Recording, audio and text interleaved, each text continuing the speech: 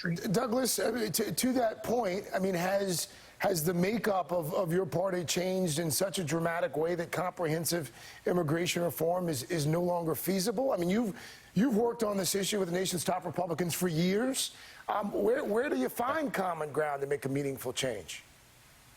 Well, I think to get common ground, you have to have everything on the table, and there's a big piece that's not being discussed right now.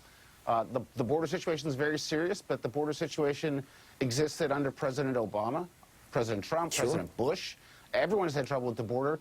Instead of having that be a reason to not go forward, it ought to remind us that we need to do immigration reform. On the table right now are aggressive legalization proposals from the administration. Two just passed the House. But what's not being discussed is the fact that when we emerge from this pandemic, when Americans go back to work, we will face the reality that we have an aging and slowing population growth. And without immigration, we will in fact shrink in size as a nation. Our economy will get smaller, our capacity to support our retirees will be diminished, our capacity to protect our values around the globe will be diminished.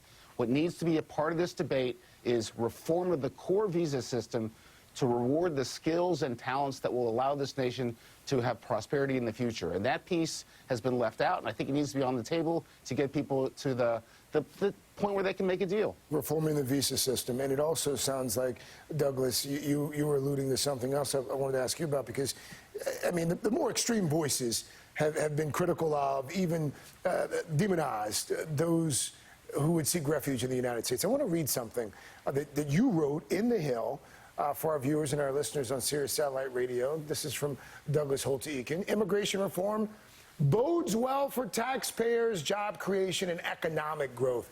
The more than 800,000 recipients of Deferred Action for Childhood Arrivals, the Dreamers, contribute over $3 billion to the federal balance sheet and more than $40 billion in our economic productivity every year. The people running the Republican Party, Douglas, as you know, those are not the folks that you worked with, like Senator McCain, former Speaker Paul Ryan as well. That economic argument that you made a few moments ago, the one that you make in the article, is that the argument to move Republicans? I think it's part of the argument to move Republicans, no question about it. And I just want to remind everyone that there have always been harsh voices in the immigration reform debate. And in the past, in 2013, Republicans came together and said, no, that's not us. Those voices are out there, but that is not what the party is. And that can happen again.